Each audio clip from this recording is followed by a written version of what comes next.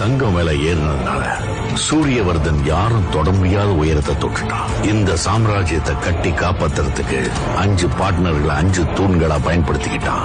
Bhargav, Rajendra Desai, Andrews. சூரியவர்தனுக்கு இருந்த பெரிய பலம் அவன் தம்பி Athira.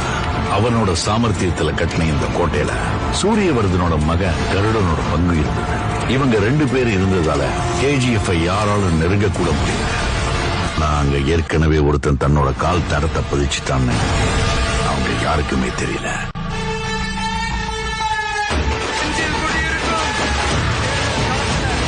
Powerful people come from powerful places. Andrews எப்போ பாம்பே ராக்கிக்கு அந்த சமுத்திரம் கூட சின்ன குளம் மாதிரி ஆயிடுச்சு.